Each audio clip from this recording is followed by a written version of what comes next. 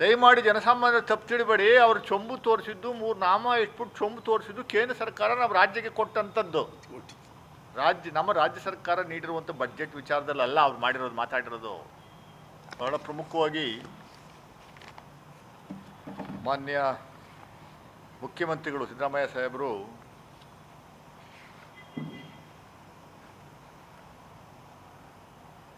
ಅವರೇ ಯೋಚನೆ ಮಾಡಿ ನೋಡಿದ್ರೆ ಇಂಥವ್ರಿಗೂ ಮಾಡಿರುವಂಥ ಬಡ್ಜೆಟ್ ಮಂಡನೆ ಮಾಡಿರುವಂಥದ್ರಲ್ಲಿ 17ನೇ ಬಡ್ಜೆಟ್ಟು ಬಹಳ ತೃಪ್ತಿ ತಂದಿರುವಂಥ ಒಂದು ಬಡ್ಜೆಟ್ಟು ಅಂತ ಸಾಹೇಬರೇ ನಿನ್ನೆ ದಿವಸ ಮಾಧ್ಯಮ ಗೋಷ್ಠಿನಲ್ಲಿ ಹೇಳಿದ್ದಾರೆ. ಈ ಬಡ್ಜೆಟ್ಟು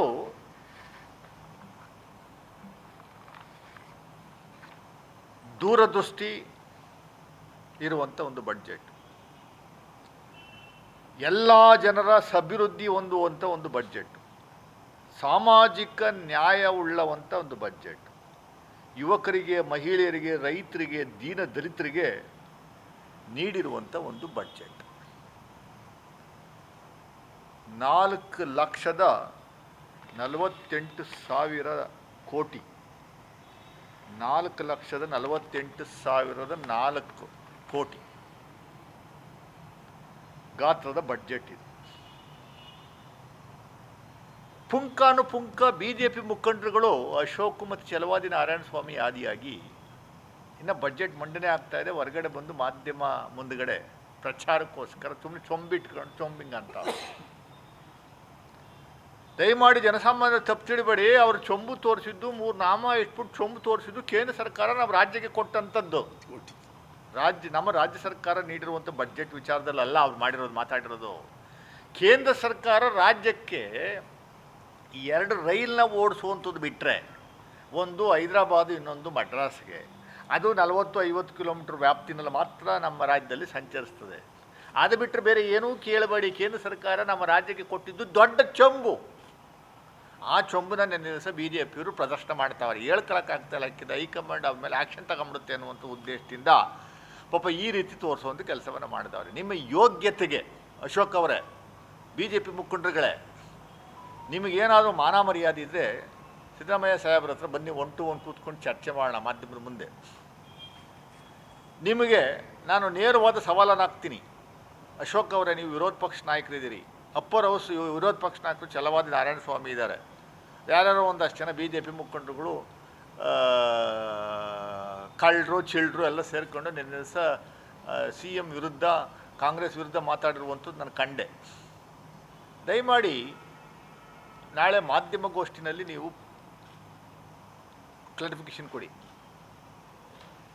GDP ಅಂದರೆ ಏನು, ರಾಜ್ಯದ ಒಟ್ಟಾರೆ GDP ಎಷ್ಟು, ಕೇಂದ್ರದ GDP ಎಷ್ಟು, ಬೆಳವಣಿಗೆಯ GDP ಎಷ್ಟು, ಫಿಸ್ಕಲ್ ಡೆಫಿಸಿಟ್ ಅಂದರೆ ಏನು, ರಾಜ್ಯದಲ್ಲಿ ಯಾವ ಸರ್ಕಾರ ಇದ್ದಾಗ ಎಷ್ಟೆಷ್ಟು ಸಾಲ ಮಾಡಿದ್ದಾರೆ, ಆ ಸಾಲ ಎಲ್ಲ ಯಾರ್ಯಾರ ಮನೆಗೆ ಹೋಗಿದೆ, ಜನಗಳಿಗೆ ಹೋಗಿದೆಯಾ ಅನ್ನುವಂಥದ್ದು ಒಂದಷ್ಟು ದಯಮಾಡಿ ನೀವೇ ಮಾಹಿತಿಯನ್ನು ಕೊಡಿ.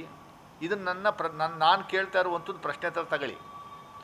ನಿಮಗೇನಾದರೂ 1% ಆ ಎಕಾನಮಿ ಬಗ್ಗೆ, ಫೈನಾನ್ಸ್ ಬಗ್ಗೆ, ಬಡ್ಜೆಟ್ ಬಗ್ಗೆ, ಫೈನಾನ್ಷಿಯಲ್ ಡಿಸಿಪ್ಲಿನ್ ಬಗ್ಗೆ ಎಲ್ಲಾದರೂ ಒಂದು ಸಾರಿ ಆದರೂ ನೀವು ಅಟ್ಲೀಸ್ಟ್ ಓದ್ಕೊಂಬರುವಂಥ ಕೆಲಸವನ್ನಾದರೂ ಮಾಡಿದ್ದೀರಾ? ನೀವು ಸಿದ್ದರಾಮಯ್ಯನವ್ರನ್ನ ಕಂಪೇರ್ ಮಾಡೋಕ್ಕಾಗ್ತದೆ ನಿಮಗೆ? ನಿಮ್ಮ ಯೋಗ್ಯತೆಗೆ ಒಂದೇ ಒಂದು ಟೆಕ್ನಿಕಲ್ ಪಾಯಿಂಟಲ್ಲಿ ಹೊಡೆದಾಕ್ಬಿಡ್ತಾರೆ.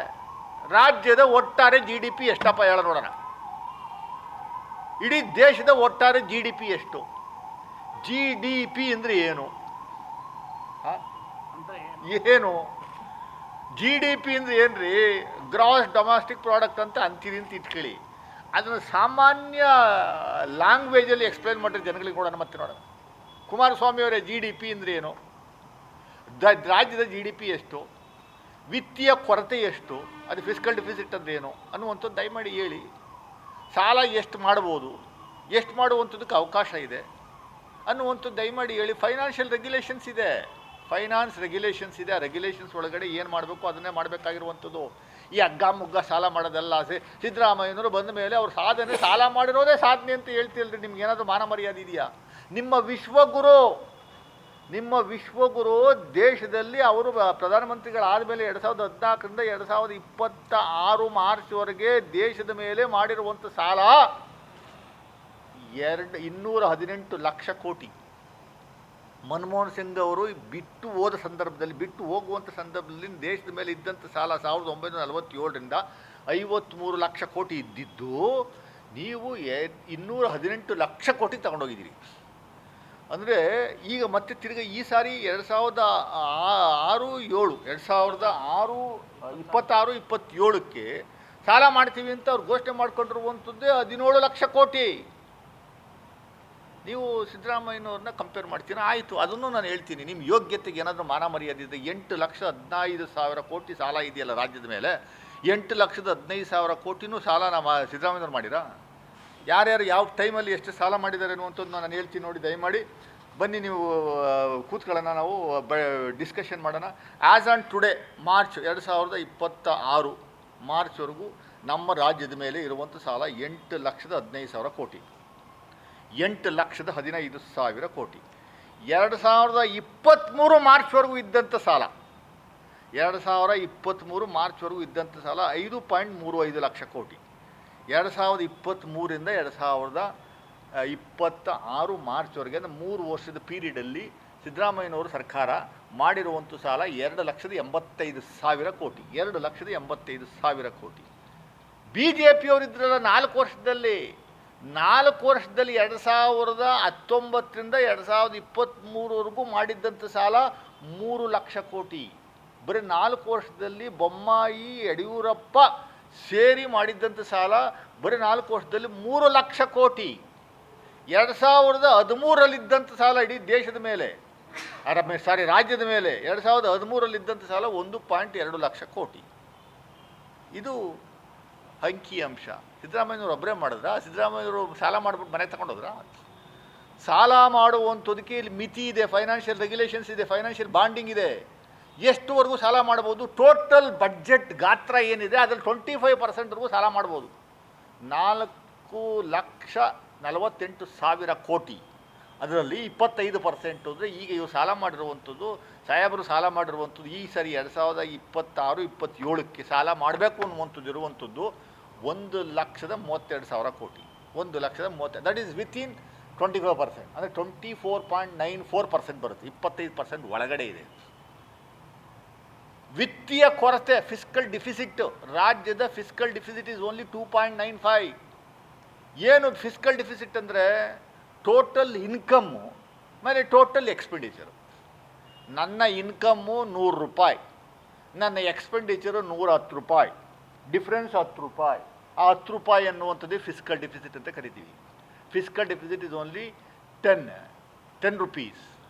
ಸೊ ನಾವು ನಮ್ಮ ವ್ಯಾಪ್ತಿನಲ್ಲಿ ಬರುವಂಥದ್ದು 2.95 ಅಂದರೆ ಒಟ್ಟಾರೆ ಸಾಲದ ಹೊರತುಪಡಿಸಿ 4,48,000 ಕೋಟಿನಲ್ಲಿ ವಿವಿಧ ಇನ್ಕಮ್ಗೆ ಬರುವಂಥದ್ದು ರಾಜ್ಯಕ್ಕೆ 3,15,000 ಕೋಟಿ. 3,15,000 ಕೋಟಿಗೆ 2.95% ಫಿಸ್ಕಲ್ ಡಿಫಿಸಿಟ್ ಅಂದರೆ 10,000 ಕೋಟಿ, 9,500 ಕೋಟಿ ಅಷ್ಟೇ ಡಿಫಿಸಿಟ್ಟು.